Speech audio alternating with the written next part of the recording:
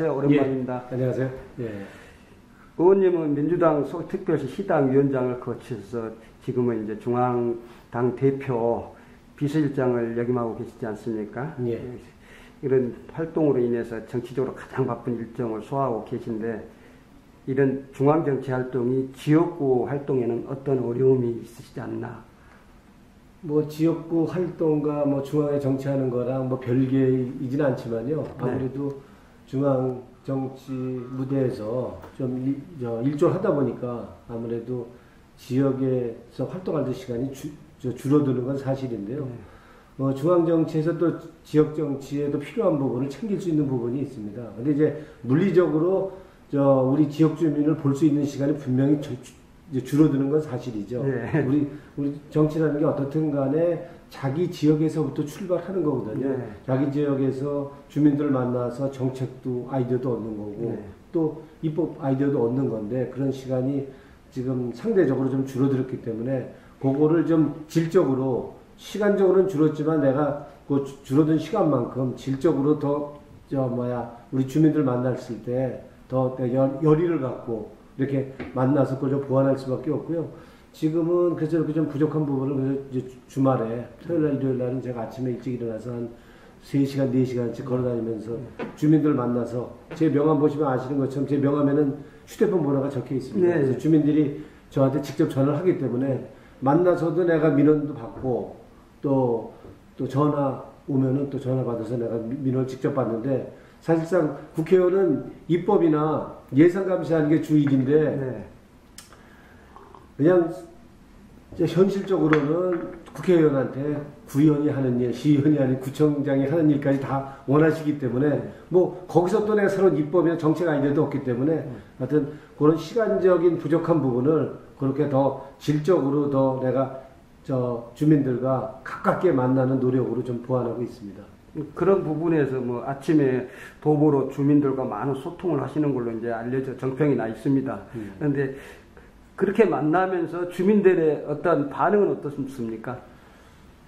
그러게요. 일단은 뭐 국정원 문제 때문에 네. 국정원의 그 정치 개입, 선거 개입 이거는 해서는 안 될 일을 한 거란 말이에요. 네. 그래서 이 문제 때문에 지금 정치가 실종이 되고 국회가 정지해 있어갖고 그래갖고 주민들은 왜 예산 처리 안 하고 입법 안 하고 왜 일 안 하냐 하는 질책이 많은 건 사실이고요. 네. 그래서 그런 많은 국민들의 그런 질책, 그런 겸허히 우리가 받아들여서 이번에 이제 합의를 했거든요. 대타협을 하셨죠. 예, 타협을 했지만 우리는 우리대로 또 불만족스럽고 저쪽은 저쪽대로 불만이 있긴 하지만 새누리당 의원의 한 70% 이상도 이 국정원이나 국가기관이 정치 개입하고 선거 개입하는 건 잘못했다고 그 부분은 또 동의합니다.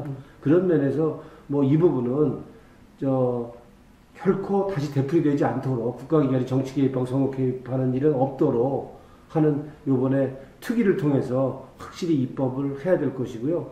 이제 그동안 미뤄놨던 입법이나 또 예산은 정말 더구나 민생 예산, 민생 입법은 반드시 정말 국민한테 필요하게끔 국민들한테 도움이 될 수 있도록 처리가 되도록 지금 짧은 시간이지만 하여튼 뭐 밤을 새고라도 그렇게 처리할 생각입니다. 조금 전에 말씀하신 거 뭐냐 국정원 정치 개입 문제 그 부분에 대해서는 특검은 과거 것이고 특위는 현재 미래형이기 때문에 그 부분의 타협을 더 칭송하는 주민들이 많이 있는 건 사실인 것 같습니다. 그렇긴 하지만 이제 일의 순서를 봐서는요.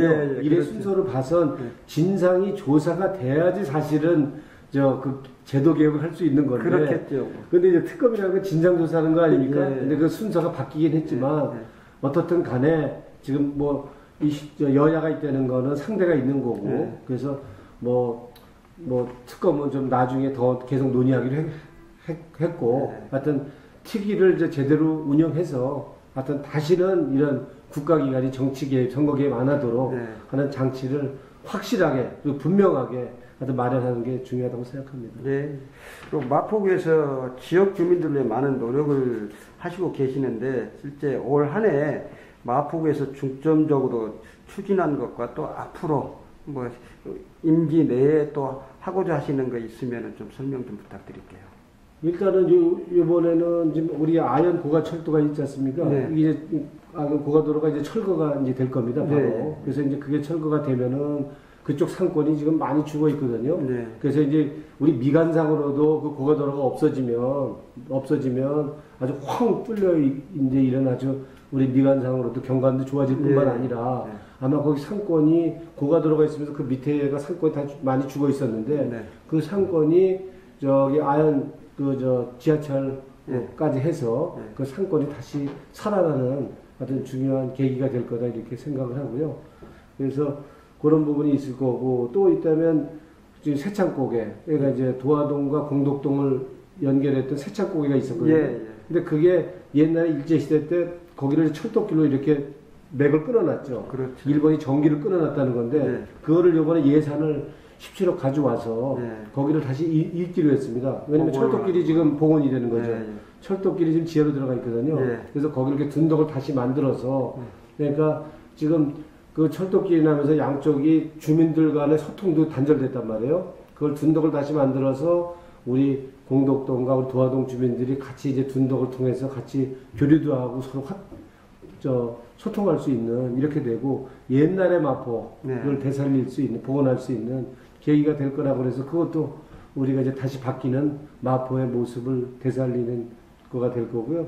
또 있다면 이제 이 경의선이 지하로 들어가 있지 않습니까? 예. 거기가 이제 공원이 됐는데 예. 이 공원도 더 이제 좀 이제 정말 제대로 공원이 만들어지도록 하는 것도 중요할 거고요. 그쪽에 이제 공원 쪽에 그 서강대 앞쪽에 그 27억 원의 예산을 가져왔습니다. 네. 그 예산을 갖고서 거기 공원도 만들고 그 숲과 조경 여기 해서 정말 녹지 정말 주민들이 편하게 쉴 수 있는 즐길 수 있는 그런 녹지 공원을 만들도록 그렇게 추진하고 있고 지금 예. 방금 전에 예산은 17억 뭐 18억 이렇게 말씀하셨는데 예. 그거는 구에 편성된 예산이 아니고 시나 국비를 말씀하시는 거죠? 그렇죠. 제가 네. 이제 예산을 얘기하는 건 다 국비를 가져오는 네. 겁니다. 그러니까 구비 예산이라는 건 우리 예산은 그렇게 한정되어 있기 때문에 그렇죠. 국회의원은 하여튼 이 국비를 많이 가져와서 네. 우리 구예산으로 좀 보탬을 줘야 됩니다. 네, 우리 구예산이라는 게 지금 서울시 25개 구 중에서 네. 지금 한 중간 순위 정도 되거든요. 네. 그래서 이제 자유롭게 쓸 수 있는 예산은 뭐 100억에서 조금 그 정도 수준이기 때문에 예산을 가장 많이 가져와서 주민 생활에 좀 도움이 되고 좀 그렇게 할 수 있도록 하는 게 우리 국회의원으로서 중요한 일 중에 하나입니다. 네, 근데 또 이제 구비를 갖고 했을까봐 또 염려스러워서 예. 다시 한번 여쭌 겁니다. 예. 또 지역 주민들이 이제 요즘에는 생활체육이라고 많이 하고 있지 않습니까? 예. 그러니까 생활체육에 관심이 많고 생활체육 행사에도 많이 이렇게 참석하시는 걸 봐왔는데 뭐 스포츠 경기 관람비 소득세 공제를 받을 수 있도록 하는 내용에 입법을 하신 걸로 아는데 그 배경은 좀 설명을 좀 부탁드릴게요. 일단은 이 생활체육, 이 체육하는 거, 체육 관람권 이거는 거의 우리 국민으로서는 난 기본권이라고 봅니다. 우리가 건강을 해야 되고 또 스포츠를 즐길 수 있는 것도 그 연장선상에서 우리의 기본권이라고 보고요. 그래서 이거는 보편적인 여가 활동을 보장하는 차원에서라도 체육뿐만 아니라 생활체육뿐만 아니라 그 운동할 수 있는 걸 관람할 수 있는 것도 보편적인 권리로 국가의 공공의 책임으로 좀 일정 부분은 인정할 필요가 있겠다. 그래서 요 30만 원 범위 내에서는 이 스포츠 관람료에 대해서 소득세 공제를 해주자. 그렇게 하면 스포츠도 활성화될 거고 스포츠가 활성화된다는 건 이제 프로 스포츠가 활성화되는 거죠. 그렇기 때문에 생활체육에도 영향을 미칠 거고 생활체육도 좀 활성화되도록 이 스포츠 관람료를 소득 공제하는 게 영향을 미칠 수 있다. 이런 측면에서 하여튼 이 운동, 스포츠, 체육 그리고 스포츠 관람 이거는 마찬가지로 기본권 차원에서 좀 공공 차원에서 보장할 필요가 있다. 이런 취지에서 시작을 했고요. 하여튼 운동하고 이런 거는 하여튼 우리가 적극적으로 사람이 지금 자꾸 이웃도 없고 벽을 치고 이렇게 멀어져 가니까 그런 측면에서 이웃을 더 가까이 하는 측면에서 필요하다. 이렇게 생각해서 이 법을 추진하게 됐습니다. 스포츠 경기 선순환 과정도 염두에 두셨다는 말씀이에요. 그리고 노 의원께서는 최근 서민들을 위한 적극적인 입법 활동도 많이 하고 계시는데 예. 올해 발의한 법안들이 많은 걸로 알고 있거든요. 예. 그 민생 관련한 법안이 있다면은 민생에 우리 서민들이 직결된 법안이 있다면 그거 좀 한번 설명 좀 부탁드릴게요. 일단은 지금 양극화 현상이 심각해 갖고요. 네. 지금 대기업이나 재벌들은 사실상 230~40조라는 어마어마한 돈을 지금 은행에다가 예치하고 쌓아놓고 있어요. 그렇죠. 투자할 때를 못 찾고 있어서 그런 반면에 중산층이 싹 무너지면서 지금은 그 뭐 하층민이 지금 뭐 38%다 하는 그런 뭐 우리 여러 일부 보도들이 일부 있죠. 조사가 나오는 것처럼 이제는 중산층이 없이 다 본인이 난 하층민이다 이렇게 생각한단 말이에요. 그러면서 자기 주머니가 다 비어서 돈을 필요할 때 돈을 그냥 꼬아야 되는데 꿀 수가 없단 말이에요. 네. 이러다 보니까 그냥 여러 돈 꿀 수 있는 방법을 찾다 보니까 이제 그런 방법으로 이제 그런 걸 노리고 하는 데가 대부업체인데 그렇죠. 이 대부업체가 이 신용대출을 그러니까 막 다단계 네. 대부업체식으로 돼 있어서 실제로 이 신용대출을 그 소비자들이 받고서는 또 높은 이율로 대출을 받아야 되고 또 소비자 입장에서 또 피해를 받아도 그 책임 소수가 불분명해서 네. 큰 피해를 당할 수도 있고 이래서 이 다단계 영업을 금지하는 그런 내용의 대부업법 개정안을 제가 제출했거든요. 그래서 이런 제 법을 발의한 이후에 그 금융감독원에서도 이 대부업법에 다단계 대출 영업을 못하게 하는 제동을 거는 이런 조치를 취했습니다. 그래서 이게 우리 많은 분들이 지금 너무 어렵고 힘들고 민생이 파탄돼서 어렵기 때문에 이런 분들이 돈을 꿀 때 피해를 적게 볼 수 있고 적은 이율로 돈을 좀 꿔서 활용해서 다시 갚을 수 있는 이런 좀 제도를 만들고 싶어서 이 법을 냈고요. 또 하나는 요새 뭐 전월세난을 많이 얘기하지 않습니까? 네. 뭐 집 없는 분들이 많은데 지금 문제는 깡통주택이죠. 네. 이제 많은 사람들이 이제 돈이 없어서 이제 은행에서 돈을 융자받아서 집을 샀는데 집값이 자꾸 거품이 빠지면서 집값이 떨어지다 보니까 그냥 이제는 전세금보다도 집값이 더 떨어져서 어떻게 월세 보증금을 줄 수가 없는 상태로 지금 가고 있는 그런 상황이어서 이거는 안 되겠다. 그래서 세입자들이 이제 피해를 볼 수밖에 없지 않습니까?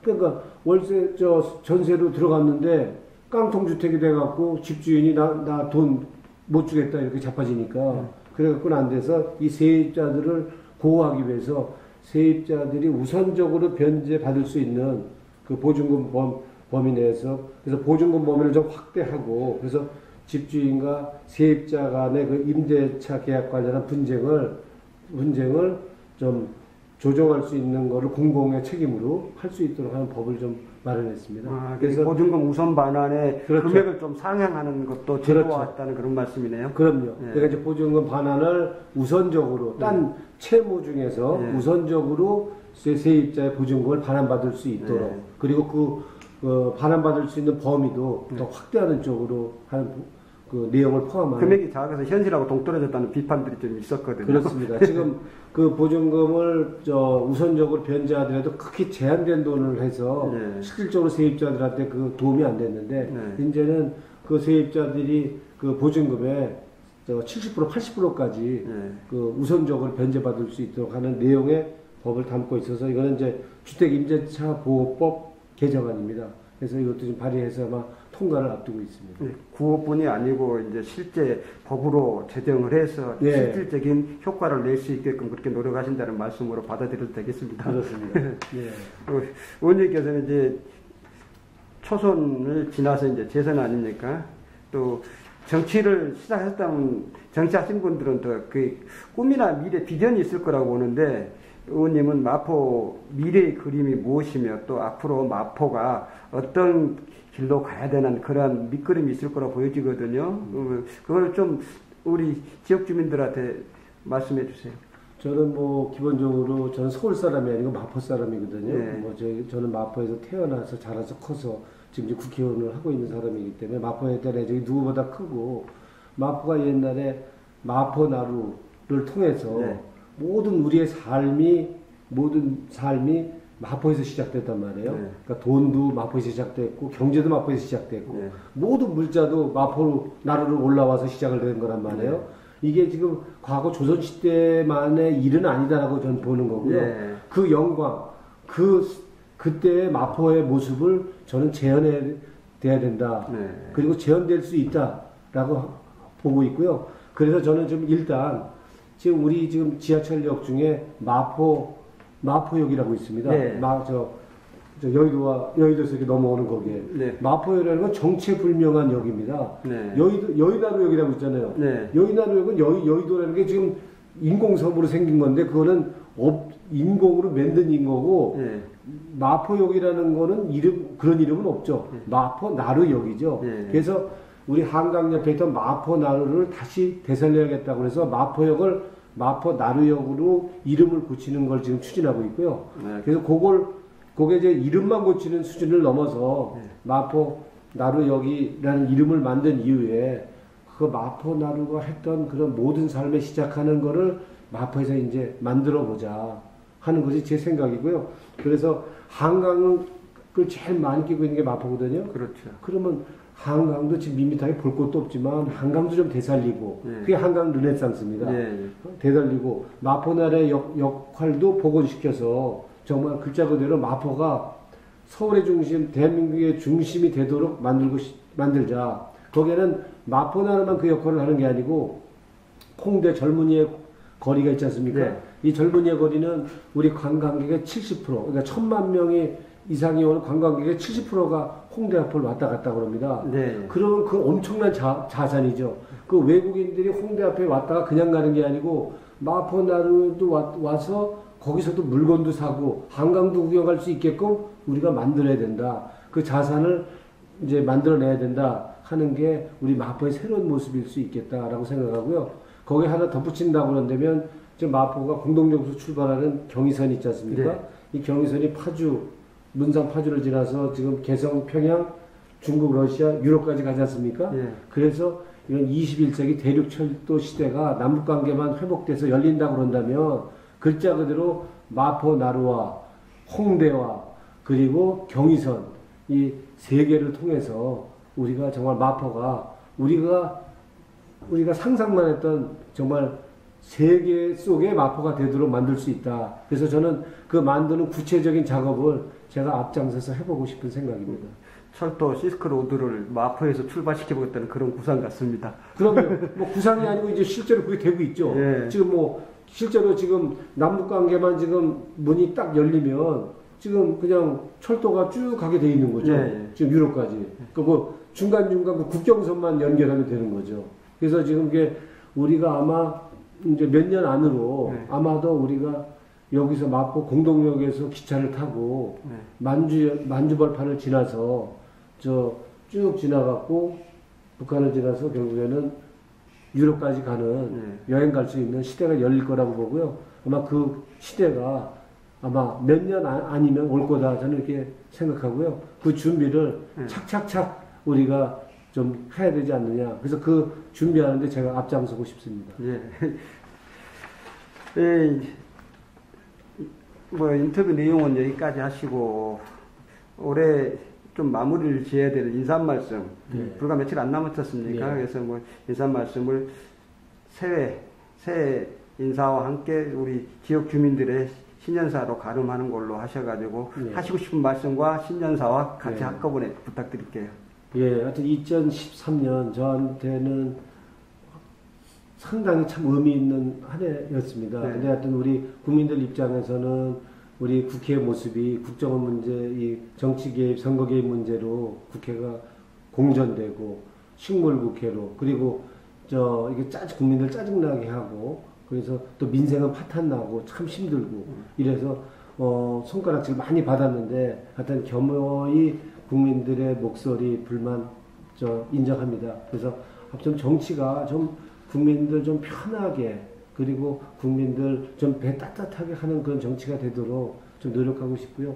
우리 주민들한테 제가 그동안 4년 동안 국회의원 못하면서 일 못했던 부분까지 합쳐서 내년에는 더욱더 분발해서 우리 주민들 생활에 정말 피부로 느낄 수 있는 도움이 될 수 있는 그런 국회에서의 역할, 우리 지역에서의 역할을 좀 해보고 싶고요. 정말 마포라는 것이 교통 편리하고 살기 좋은데 이 교육 여건이 조금 기대보다 못 미친다는 불만을 갖고 계신데 그것도 아마 몇 년 안 남았습니다. 몇 년 아마 앞으로 5년 이내로 저 상암동에 있는 DMC가 개발이 되면 우리 세수가 지금 25개 서울